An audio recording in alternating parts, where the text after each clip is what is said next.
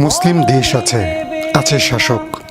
২৫০ কোটি মুসলমানের ভিড়ে খুঁজে ফিরছে একজন ওমর আলী হামজা খালিদ বিন ওয়ালিদ। কাশ্মীর, ফিলিস্তিন সহ আজ পুরো বিশ্ব মুসলমানদের জন্য জেলখানা।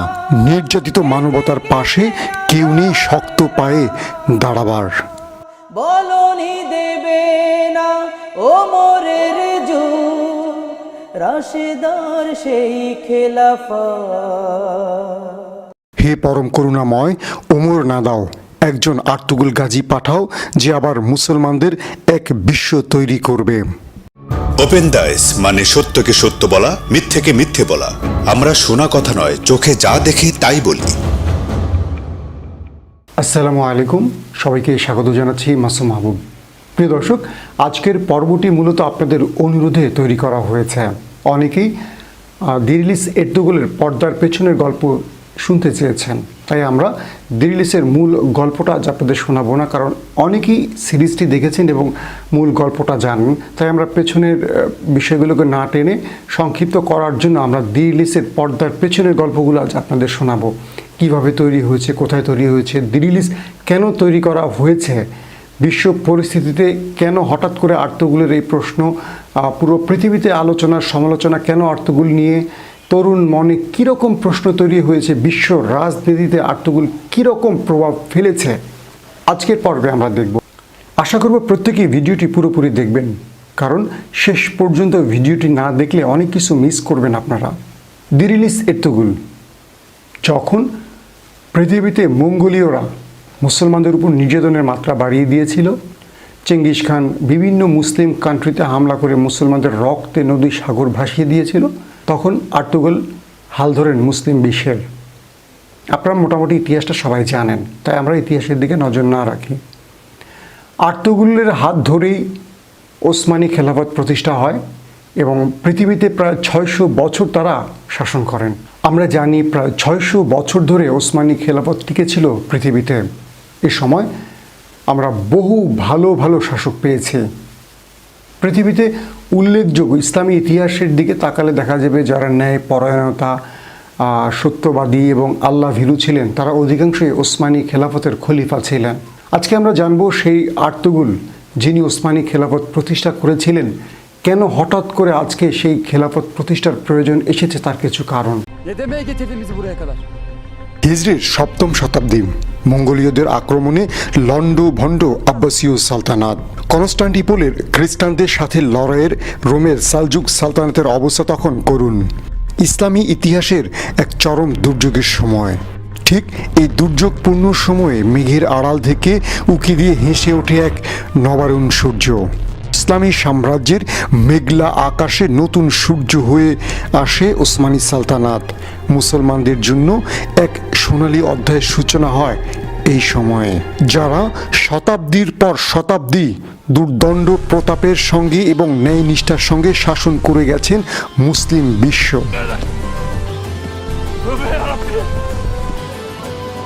একের পর এক রাজ্য বিজয় করে ইসলামকে করেছেন সমুন্নত এবং সম্প্রসারিত। সারা বিশ্ব যাদেরকে জানি অটোমান সাম্রাজ্য নামে। কিভাবে উত্থান হলো এই মহা শক্তিশালী সালতানাতের, কিভাবেই বা এই মহা শক্তিশালী সাম্রাজ্যের পতন হলো, কিভাবে ধ্বংস হলো শত শত বছরের খেলাফত ব্যবস্থা, প্রশ্নগুলি যদি আপনার মস্তিষ্কে দরজায় করা নাড়ে তাহলে দেখতে পারেন দিরিলিস এরতুগরুল সিরিজটি। দিরিলিস আর্তুগুল এই টিভি সিরিয়ালটি যখন পৃথিবীর বিভিন্ন দেশে সম্প্রচার শুরু হয়, তখন এটিকে নিয়ে আলোচনা সমালোচনার ঝড় ওঠে। পৃথিবীর অধিকাংশ দেশে এই সিরিয়ালটির প্রচার হয়েছে তাদের ভাষায়। অনেকেই এই সিরিয়ালটি দেখে মুসলমানদের কৃষ্টি, কালচার, সৌন্দর্য, ন্যায় পরায়ণতা বা মুসলমানদের শাসনের যে বৈশিষ্ট্যগুলো দেখে মুগ্ধ হয়েছেন। অনেকেই ইসলাম ধর্ম গ্রহণ করেছেন। আবার এই টিভি সিরিয়ালটি দেখে পৃথিবীর বিভিন্ন দেশের রাজনৈতিক বিশ্লেষকরা নানান মত প্রকাশ করেছেন। কেউ কেউ বলেছেন এই সিরিয়ালটির মাধ্যমে তুর্কি প্রেসিডেন্ট রিসেপ তাইয়েপ এরদোগান বিশ্বকে নতুন মেসেজ দিয়েছেন।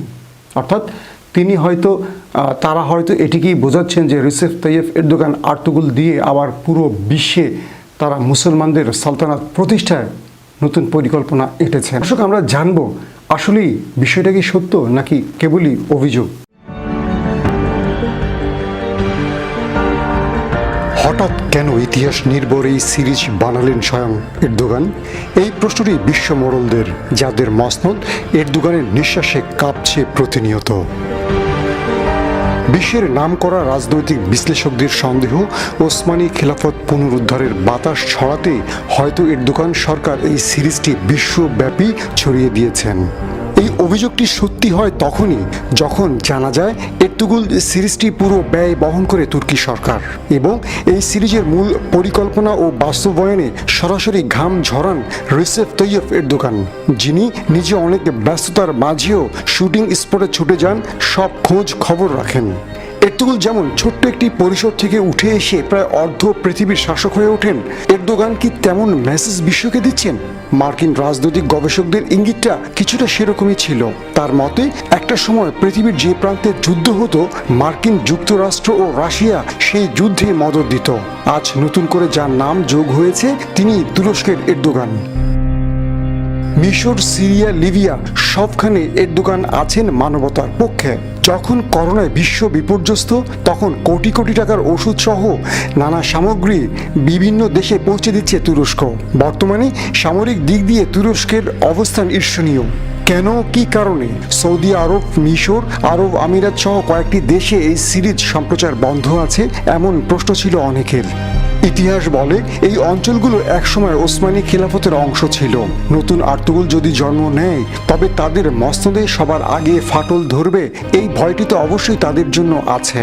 কেউ কেউ বলছেন আর্তুগুল সিরিজটি এরদোগানের ইসলামী বিশ্ব প্রতিষ্ঠার আহ্বান, যেখানে পুরো বিশ্বের মুসলিম দেশগুলো এক হয়ে লড়বে মুসলমানদের রক্ষায়, ইসলামকে রক্ষায়। কোনো শক্তি মুসলমানদের পরাজিত করতে পারবে না, এমন একটি নেতৃত্ব প্রতিষ্ঠায় এরদোগান ইতিহাস নিয়ে নতুন মেসেজ পৌঁছে দিতে চাচ্ছেন বিশ্বকে, যেখানে ইসলামী দলগুলো এক হওয়ার সুযোগ পাবে, অন্যদিকে বাতিল শক্তিগুলো জানবে মুসলমানদের গর্বের ও ঐক্যের ইতিহাস। পাকিস্তানের প্রধানমন্ত্রী ইমরান খান তার দেশে এই সিরিজটি সম্প্রচারের নির্দেশ দেন।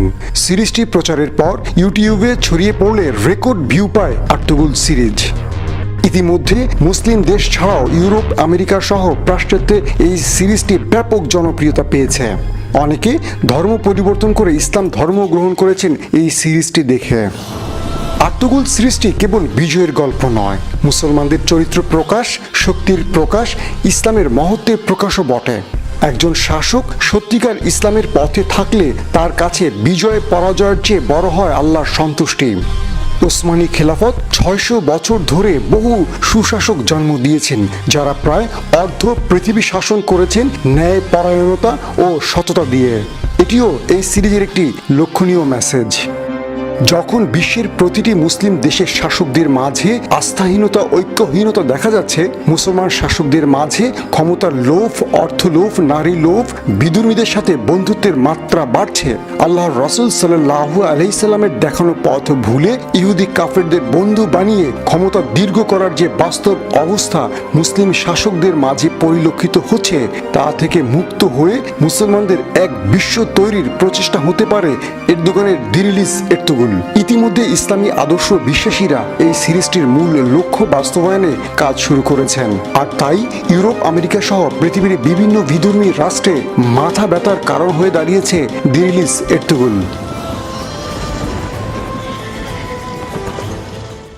দিরিলিস আর্তুগুল মূলত তুর্কি একটি টিভি সিরিয়াল, যেটা বিশাল বাজেটে নির্মাণ হয়েছে। ইতিমধ্যে পৃথিবীর বিভিন্ন দেশে এই টিভি সিরিয়ালটি বিভিন্ন ভাষায় সম্প্রচার হচ্ছে। পাকিস্তানের প্রধানমন্ত্রী ইমরান খান যখন তুরস্কে সফরে গিয়েছিলেন, তখন এই সিরিজটি নিয়ে তার সাথে আলোচনা হয় তুরস্কের প্রেসিডেন্ট এরদোগানের। তখন ইমরান খান এই সিরিজটির ব্যাপারে আগ্রহ প্রকাশ করেন। তিনি দেশে এসে পাকিস্তানের সরকারি যে টেলিভিশনটি পিটিভিকে নির্দেশ দেন এই সিরিয়ালটিকে উর্দু ভাষায় সম্প্রচার করার জন্য। পরবর্তীতে পাকিস্তান এই সিরিজটিকে তারা প্রচার করে। এর পরপরই এটি ইউটিউবে ছড়িয়ে পড়ার পর ইউটিউবের র্যাঙ্কিংয়ের রেকর্ড পরিমাণ ভিউ পায়। 10ই ডিসেম্বর তুরস্কের টিআরটি টেলিভিশনের প্রথম সম্প্রচারিত হয় এই সিরিজটি। 2016-র 14ই নভেম্বর বাংলাদেশে 21শে টেলিভিশনে সিরিজটি বাংলা সম্প্রচার শুরু হয় এবং একই বছর 23শে ডিসেম্বর এই সম্প্রচার স্থগিত হয়। পরবর্তীতে বাংলাদেশের মাছরাঙা টিভিতে 2রা এপ্রিল 2017 সাল থেকে দিরিলিস আর্তুগুল নামে পুনরায় এর সম্প্রচার শুরু হয়। কেন হঠাৎ এই টিভি সিরিয়াল নির্মাণ করলেন রিসেপ তাইয়েপ এরদোগান? এই প্রশ্নটা পৃথিবীর বাঘা বাঘা রাজনৈতিক বিশ্লেষকদের।